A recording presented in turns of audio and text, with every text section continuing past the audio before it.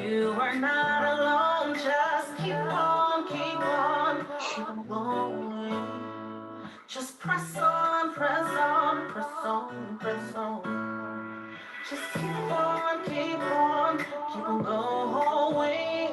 Just press on, you're growing. I said you're growing, girl. You're growing, boy. Just keep on showing. Yeah, doing the best you can. Welcome to the Possibility Action Network podcast. I'm your host, Dr. Stephen Middleton, aka Possibility Man. Our core values include I am, I can, and I will.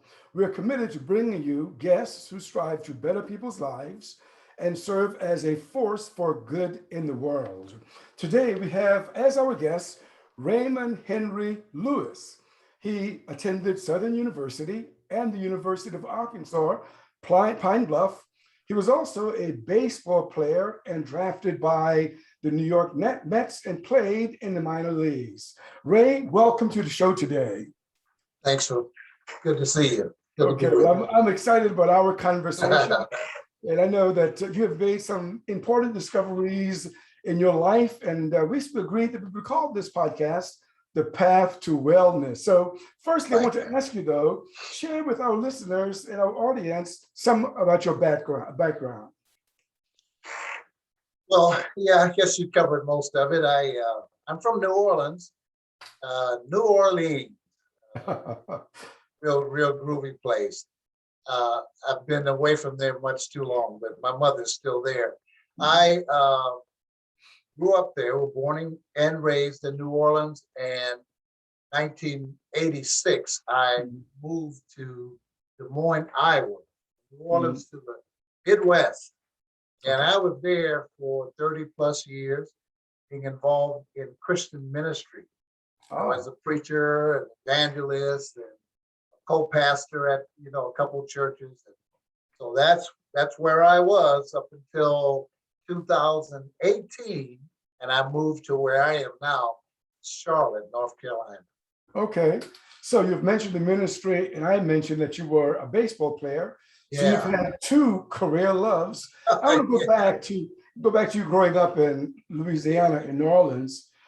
Did you develop a love for baseball early in your life? Yeah. In the neighborhood I grew up in, that was really like a major conduit to peace, I mean, it was a turbulent New Orleans, right? I was born in 1955, so, I was right in the middle of a lot of racial tension. Actually, we live in an all-Black neighborhood, surrounded by all-white neighborhoods, and neither of the two mingled.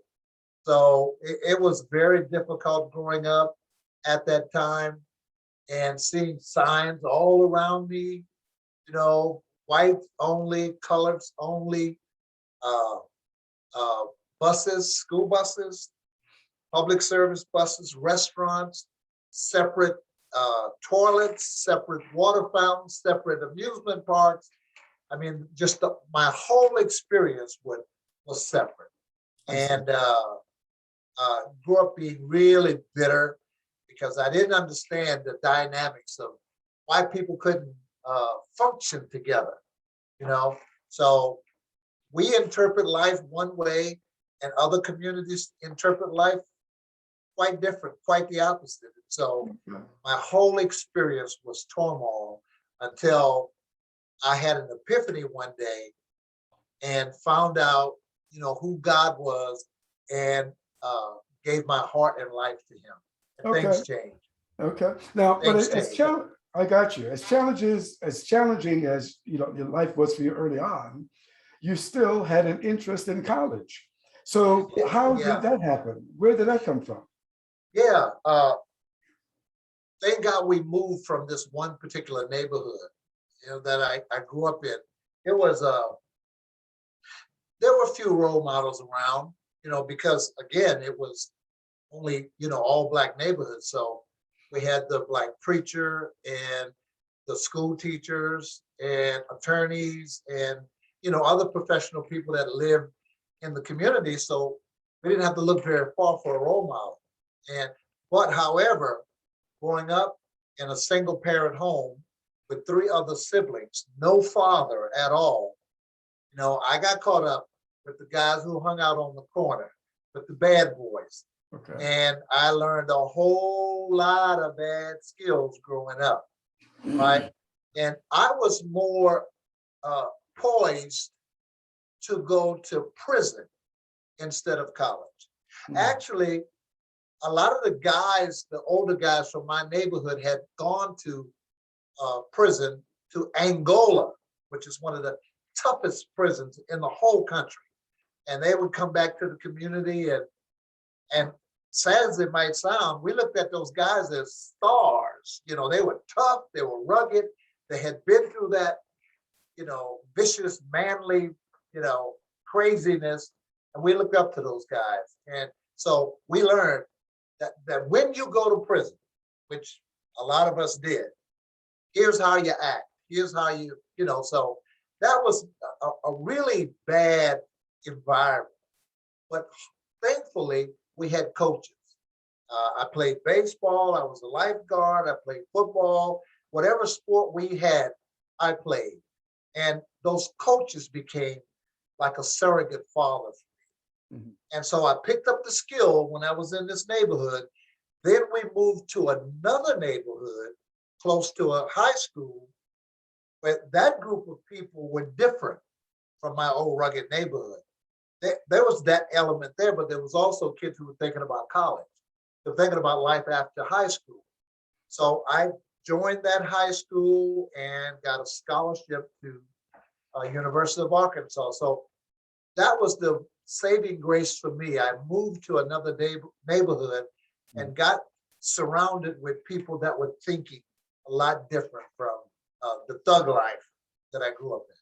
Okay, so you must have been pretty good at baseball to win a scholarship and to play at the University of Arkansas Pine Bluff. Was there a point where you felt, yeah, I'm pretty good at this? Well, as if you knew the culture of the kids in New Orleans, you know right away that they all think they're going to pros. All of them do. That is a real cocky group of kids in New Orleans. They're not like any others, I tell you. That they're brave and courageous, and so yeah, I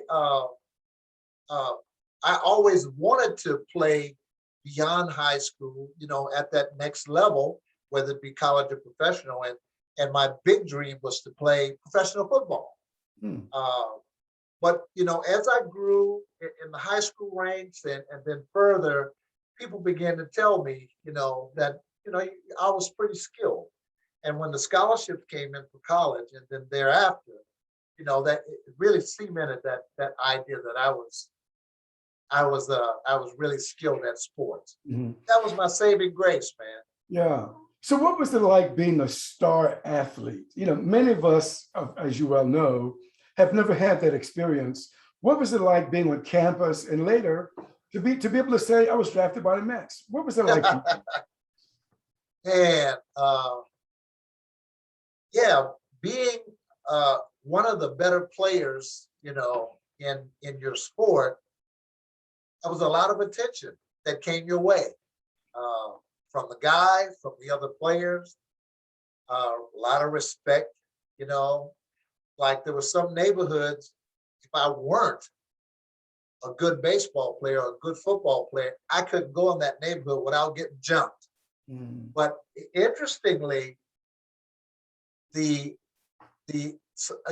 of the rough neighborhoods and violent people, they have this odd respect for really good athletes, right? Because they talk about you a lot, they brag about you a lot, and they wish you were in your shoes a lot, and they'll give you a pass.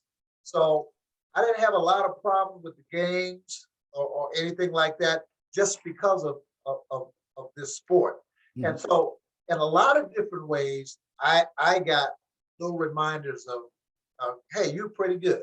You were pretty good. And when I start being scouted by college colleges, and then the professional rank, then I knew I was probably the next level that I always wanted to be. Mhm. So when you received the call from the Mets that you would be drafted, do you recall how you felt about that, and what your hopes and dreams were? Yeah, yeah. Well, at that time, I had a really good breakout year at school, and uh, I started getting contacts from a lot of different organizations. Uh, I wanted to play with the Red Sox. It was one organization I liked. I never thought to play for the Mets. I liked the Yankees, Yeah. but they put the best offer on the table. Yeah, it was really exciting. Uh, and I know we'll get into this later, but at that point I did not, or I was not able to savor exactly what that meant, Mhm. because some other elements were working in my background. I see. Okay, now you mentioned also that you went to Bible college, did Yeah, you? yeah, Okay, and so what that was important to you. Can you tell us about that?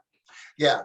This was my life after baseball. Oh, after baseball, I Yeah, it see. was afterwards, Okay, because I I got got drafted with New York in 1977, right. and I went to Bible college in 1986. So Uh-huh. my career was short, brief, and over, and I had my epiphany with the Lord in 1979. Okay. 1979. So that was right in the midst of baseball, and then just like, amazingly, Mhm. everything changed in my life. My Okay. whole scope of living, everything changed, and so So that's when I would start thinking about, spiritual reality. sure. Okay. So let's look once again at athletics. What would you say that athletics from secondary school to Uh, college to the pro ranks yeah, taught you? That is, what did you learn, if anything? man, yeah. I learned everything right about life. Hmm. Uh, I learned camaraderie. I learned what it was like to be a part of something bigger than me. Playing in a team sport. That was big.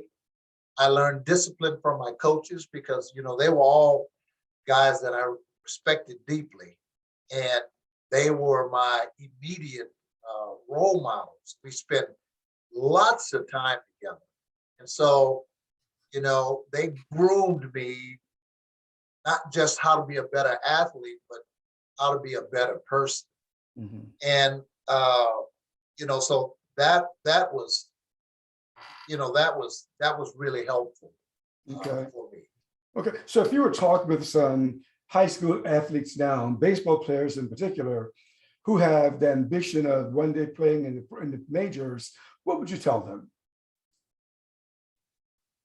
I would tell them not to be so fixated on the majors, because that's a really tiny percentage that Mm. makes it to that level. Very, very tiny.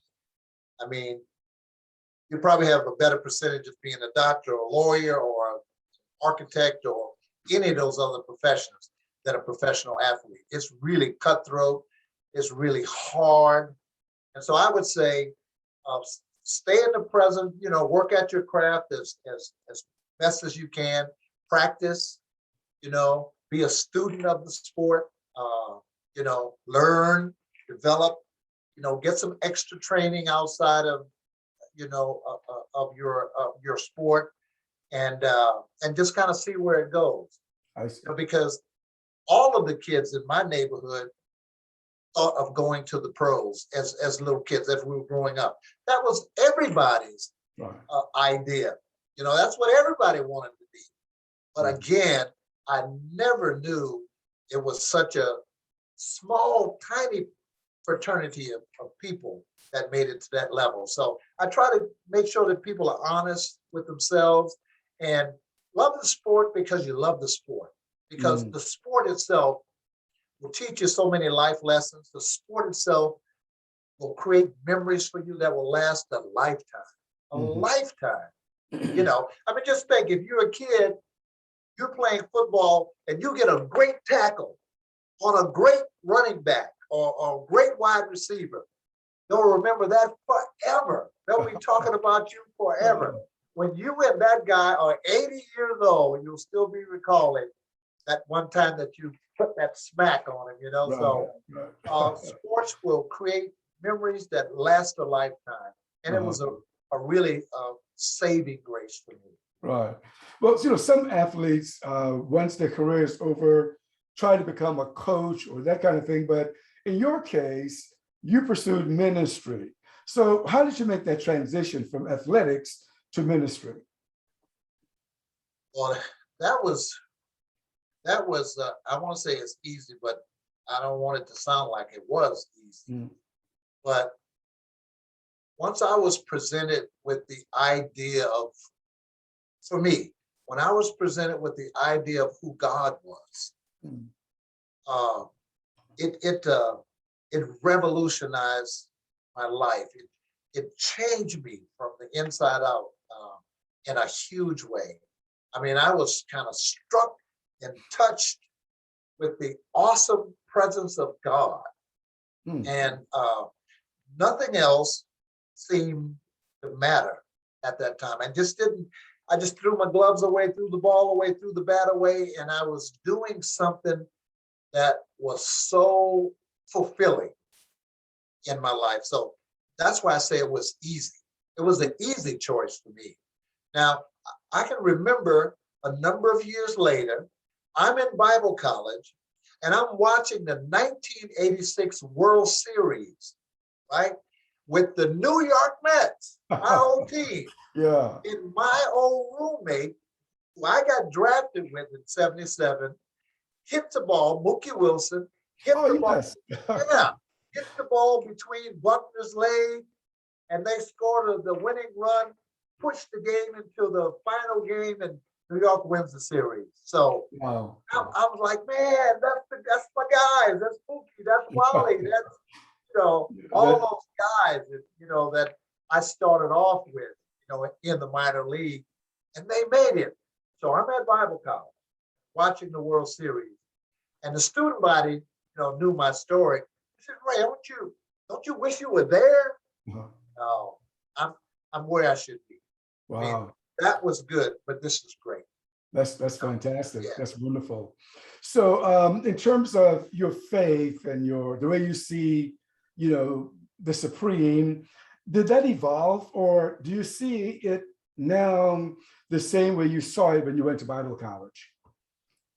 Yeah, I would say it has evolved in the sense that, I've had some time to think. I've had some time to study, to be a student of spiritual things. I've had some time to experience on the playground of life.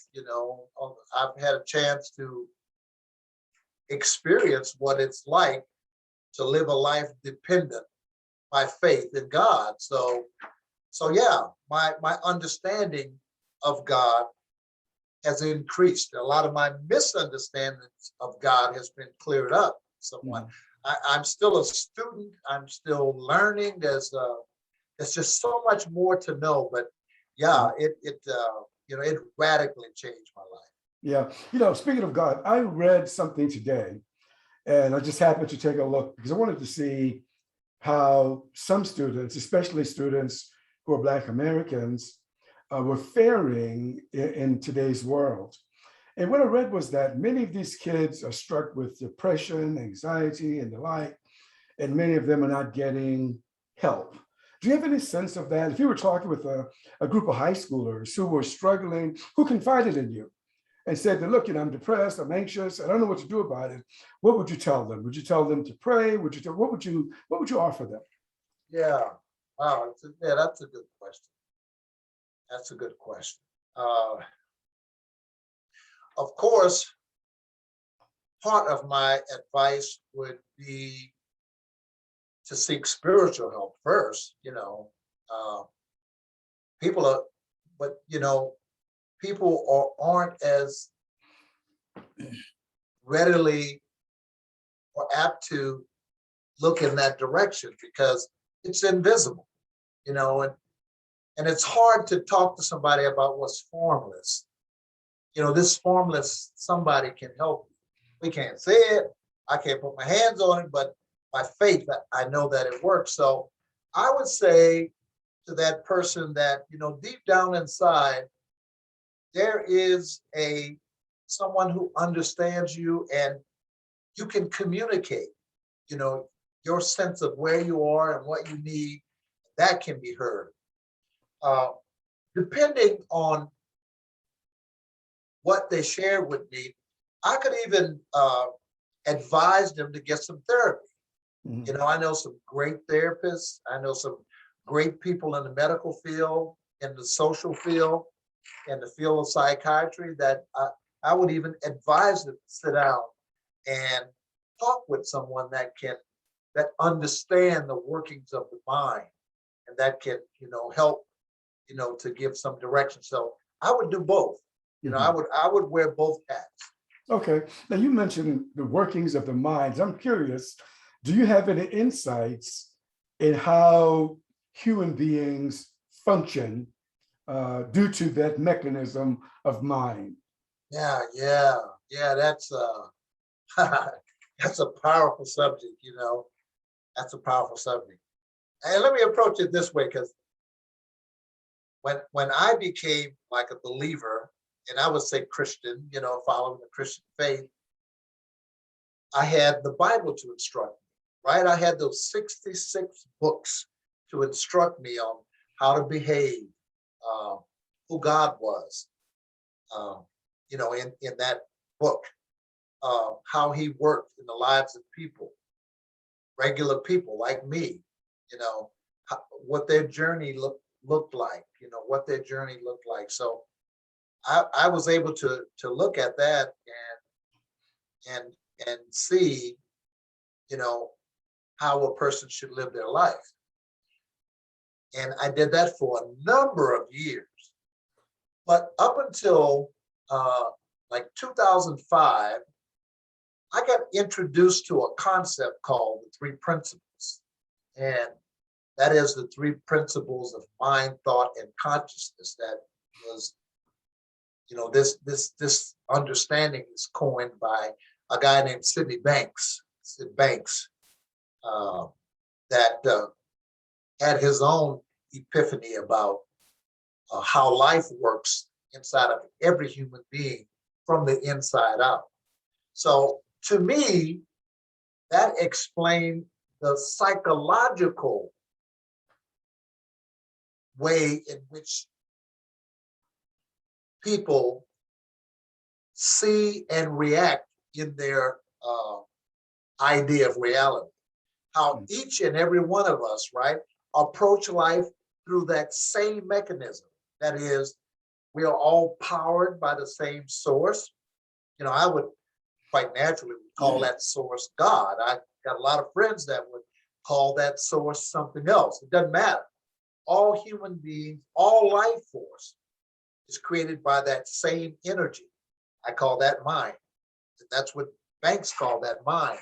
And then, in order for us to function in life, we had to have some kind of awareness or some awakeness that of who I am. When I say me, I point to myself. There's a me, there's a you. I am aware of that. And the ability to communicate to each other comes from that third idea of thought. That is, we are all blessed with this ability to create, right? We all have this creative ability to think, to reason, to develop concepts, to have ideas. All of this happens through the means of thought, through the means of having this awareness in life, through the means of being powered by this all-encompassing power, which I call God, the power that runs the universe, right? So that was powerful in itself for me because it helped to add another layer on top of my spirituality. I mean, here I was, minister, here I was going to church and preaching to others, teaching people, but I didn't quite have the connection of the psychology of life, you know, the psychology of life, the psychic of the mind. And so that was helpful for me to come to that understanding, because it was like icing on the cake. I was like, wow, everybody functions the same. Everybody experience reality through their own particular thinking. It's the way we think that creates reality for us. If I'm sad, if I have sad thoughts, that expresses itself through my body, through my experience. If I'm happy, same thing, it expresses itself through this vessel, you know, and you see that in my demeanor in the world. And I didn't know that, you know, whereas I had the spiritual connection to know who God was and be connected with him and start on a new journey, but the workings of the psychology of man, you know, so it was helpful for me to come to land upon those three simple principles. And what I'm finding out is that those principles have been around forever. All of the major religions and gurus and people, you know, wise people talk about these same principles. They use different languages to talk about it. And mainly because when you're trying to express something that's formless, you just cannot express it or communicate it without putting it into some form, some kind of form. That's the only way that we can communicate to one another, right? I mean, I can communicate to the formless without words, but in order for you and I to communicate, we need words. Right. And the problem with that is that once you put that formless into words, it diminishes the meaning behind it. Because no one can adequately express, no one can adequately express what the formless is. We can only try our best. We can try our best.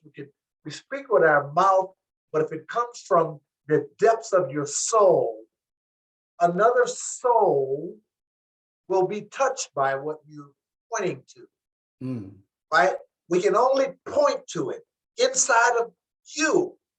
There's nothing that I can give. I don't have a spirituality to give. I can only express what I feel, what I believe, and do the best that I can to express it, hoping that it would touch something inside of you to say, yes, that's true. That is true. That registers with me, and point people in that direction. And once people are pointed into that direction, they become more palatable, more open, more calm, more engaged in spiritual things, and your level of consciousness rises, right? Whereas I started at the basement, now I'm rising. And the more I rise, if you in an elevator, a glass elevator where you can see outside of the building, the higher you get, the more you can see, the more you can appreciate. What you can see on the fifth floor is it's more beautiful than the basement, but it cannot even compare to what you see on the 10th floor or the 50th floor. And then the higher you get in conscious awareness, the more you're able to see and demonstrate, you know, in your life. So yes, it's been for me a great marriage of spirituality and psychology. Okay. Where it's supposed to be anyway. Right. So you've been on the planet, Ray, for over 6 decades. Based upon you know, your circle, based upon what you see on a daily basis, how are we doing? How is society doing in terms of living, you know, a better life where they feel supported and cared for by all that is. How are we doing? You know what? It depends on who you ask. I mean, if you look at Fox News or MSNBC or pick up a newspaper, you know, or see what flashes across your phone or your computer screen, not so good. I mean, every area that we can mess up, we have messed up. I mean, look at our planet. You know, this little thin atmosphere that protects us. You know, it is thin. It's so thin. You know, it's like somebody said, it's like the skin on an apple. It's like the peel on an apple, right? It's just that thin. That's what's keeping us going. You know, and we're doing a good job of messing that up. And I think all of creation is a witness against man's inhumanity, not only to man, but our inhumanity to the planet. And, you know, we got crazy weather all over the place. My mother just got chased out of New Orleans by Hurricane Ida. And my friends and uncles out in California is dodging fires. And my friends on the island, you know, it's shaking because, I mean, so everywhere you look, you see this, that the earth is being threatened. And everywhere you look where there are people, you see this angst. You see this race wars and, you know, people wanting to be above others and to get more. I mean, it's, you know, I guess the only thing that encourages me about humanity is that in my heart, I believe that God created humanity. I don't think that we're a mistake. We just happen. I think this God of all design, of all form, the formless, you created all of this, and it's all connected. Our hearts are connected, whether we realize it or not, across racial lines, across all the divides that we've created. And so I am hopeful that people are beginning to wake up, you know, and especially through this pandemic, which have closed the church doors, right? And to me, it's like God is saying, time out. You guys need to just shut all this down and think about where you're going, where you've been, and how you're going to proceed once this pandemic has lifted. Because the way we're doing things still isn't working. Somebody said that 11 o'clock, you've heard of that, it's segregated time in America, because there is Black churches over here, white churches over here. You know, I don't think that's the way it should be. You know, I don't think that God intended for it to be that kind of chasm between races. And so, you know, that just personifies the difference and the divide that exists. And of course, being African American, you know, I can talk about that divide for as long as I have lived on this planet. You know, I've been, you know, angry about it as a young guy, angry as a young enlightened man. I've been hopeful about it. You know, when I came to an understanding of God, I got awfully hopeful and began to develop really deep relationships with people of other races, particularly white people, that I have as friends, as who kind of adopted me as their grandson, as their son, as their friend, as their brother. And so that has increased my hopefulness about humanity, you know. And I just know that, you know, we all walk around with this covering in front of our eyes, you know, like the Bible says, we look through a glass darkly. We don't see exactly what's there. We see what's been created, our ideologies, we see all of that, And we Mm. think that's life, but that's not life. Mm. If we just got a glimpse of what life really was intended to be, we'd drop our weapons. We drop our apprehensions about one another. We wouldn't judge one another, Mm. by these physicalities, if we saw that. So I'm hopeful, but I don't like the direction that life is headed. Okay. Yeah. Okay. Oh, very good. I was going to probe that further, but you did say, even though you mentioned a number of challenges society we have, you mentioned that you are hopeful several times. Yeah. Hopeful.